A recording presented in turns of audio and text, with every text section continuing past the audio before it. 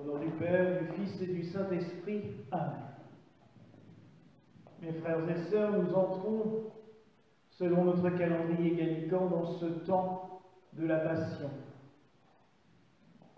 Ce temps qui existe aussi dans les liturgies catholiques traditionnelles, et cette période de 15 jours qui précède la fête de Pâques.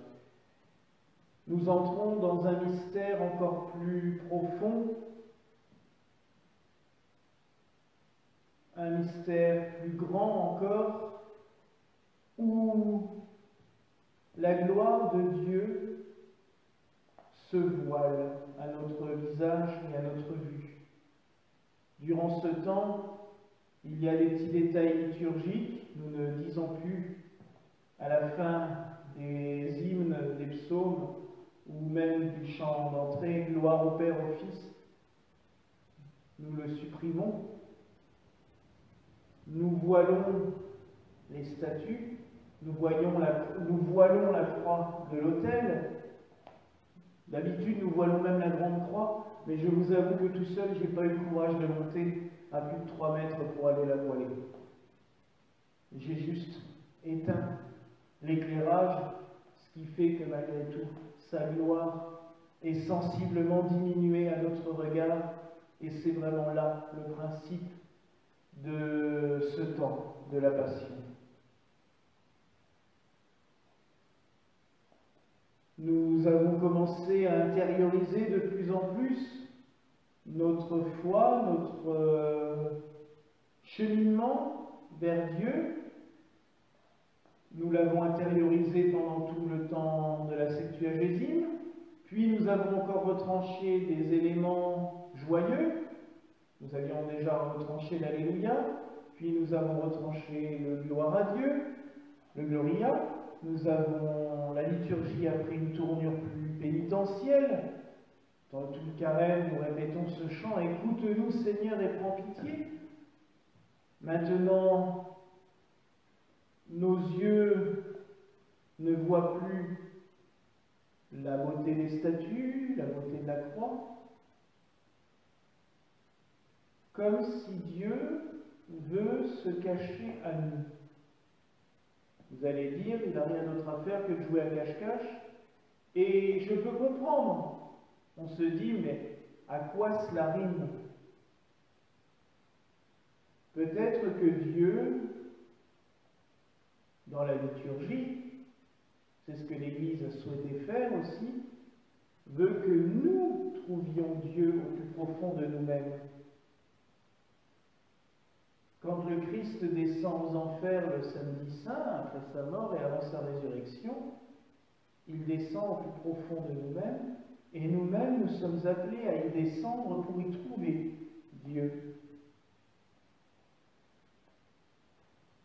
Vous imaginez bien où je veux en venir aujourd'hui, c'est-à-dire que cette période de confinement que nous vivons, mais à la rigueur, le confinement entre nous, on s'en fout royalement. Je lisais cette semaine qu'on a demandé à nos arrière-grands-parents et à nos grands-parents d'aller sur le champ de bataille pour la guerre. Nous, la seule chose qu'on nous demande, c'est de rester sur notre canapé. C'est vrai que c'est pas compliqué. Après, il y a des personnes qui sont, oui, réellement en guerre, ceux qui sont sur le terrain tous les jours, les soignants, dans les hôpitaux, tous ces employés-là, et ça, il faut y penser. Mais nous, quand même, on ne nous demande pas grand-chose. Mais d'un autre côté, nous avons tous les jours des morts. Au début, nous avions des morts en Chine. Franchement, les 3/4 du monde s'en foutaient royalement. Même les politiques. Puis, il y a eu des morts en Italie. Là, on a commencé à dresser un peu l'oreille, à ouvrir un œil, mais bon, on ne s'est pas senti plus concerné que cela. Puis on a appris qu'il y avait des morts dans le Haut-Rhin, dans l'Oise. Là, on a commencé à frémir un peu, mais, et j'en suis aussi un de ceux-là, ça ne nous a pas On se dit oui, c'est grave. Mais on pense toujours y échapper. Et voilà que maintenant, il y a des proches qui tombent malades, des amis. Je connais au moins 15 personnes qui sont atteintes du Covid. Puis il y a les patients de la maison de retraite qui meurent de cela. Il y a des parents, d'amis, proches qui décèdent aussi. Et là, on commence à se sentir cerné. Et on se dit, mais j'ai loupé un truc. C'est bien plus grave. Et vient aussi le moment de la colère.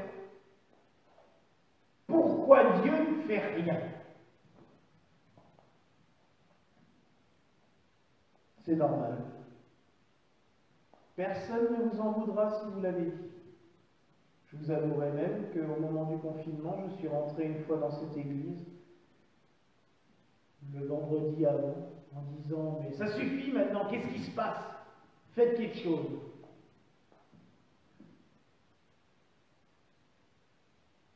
La gloire de Dieu se voile vraiment à nos yeux en ce moment. On ne la voit plus. On a l'impression qu'il est absent. C'est une erreur, on sait qu'il est là. Sinon, nous n'aurions déjà pas la force de faire ce que nous faisons tous les jours.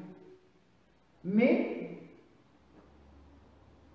on a cette impression que sa gloire s'est voilée à nos yeux. Que faire? Le chercher. Le chercher dans les bonnes choses. Le chercher dans tous les gestes d'amour, dans tous les gestes de grâce. Vous savez où je trouve Dieu, en plus de partager la messe avec vous, et auprès des patients à la maison de retraite? Tous les soirs à 20h. Quand tout le monde se met à applaudir, je me dis, mais Dieu est présent là, dans cette ferveur, dans cette communion. Quand je descends les escaliers de mon immeuble et que je vois sur la porte d'entrée la liste de tous les noms des gens qui se rendent disponibles pour aider les autres avec leur numéro de téléphone, Dieu est présent là. Quand je reçois des messages en me disant « On peut venir vous aider pour la maraude », là aussi, Dieu est présent. En fait, ce temps doit nous aider tout simplement à aller chercher Dieu là où on ne pense pas le trouver, où on ne pense surtout pas aller le chercher. Dieu est présent aussi à chacune de nos messes. À part les grandes fêtes, il faut reconnaître qu'on est rarement plus de 20 à la messe le dimanche.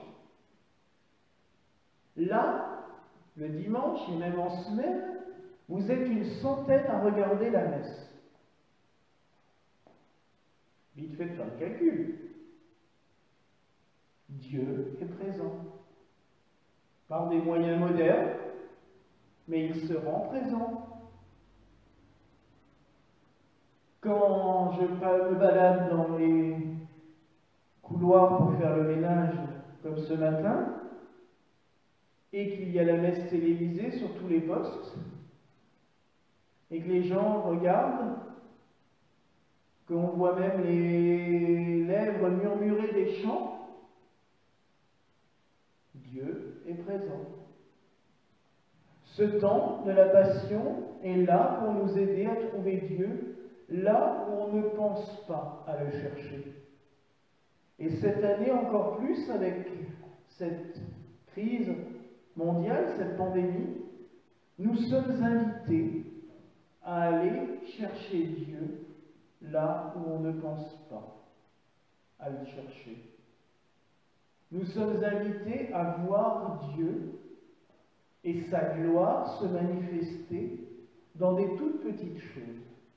Il se manifeste à nous depuis des siècles dans les églises, dans les miracles, dans les grands sanctuaires, mais personne ne veut aller le chercher. Personne ne veut le trouver. C'est devenu superflu.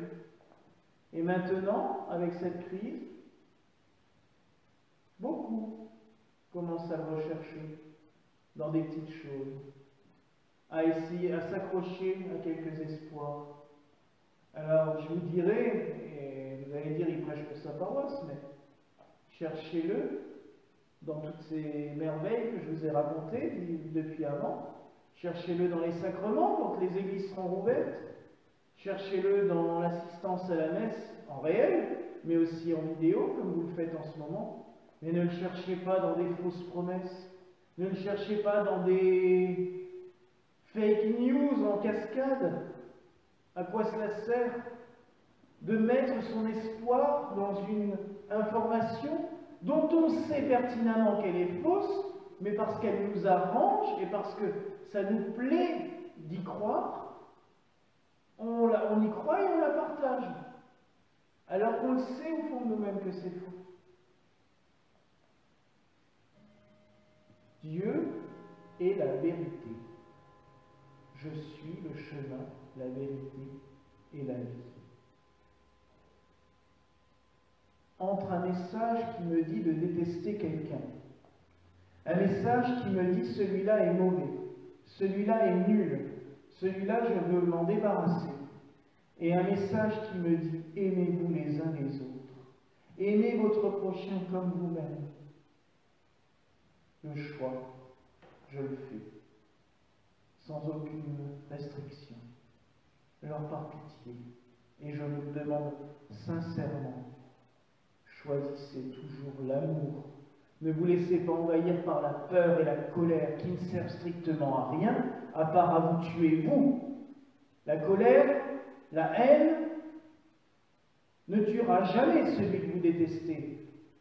Elle ne vous tuera que vous, petit à petit, à petit feu, mais elle vous tuera. Alors que l'amour et la vérité vous rendra toujours libre. Choisissons ensemble l'amour et prenons ce temps pour chercher Dieu, amour infini, amour incarné, dans toutes les belles choses qui se passent actuellement. Voilà la grâce que je nous souhaite au nom du Père, du Fils et du Saint-Esprit.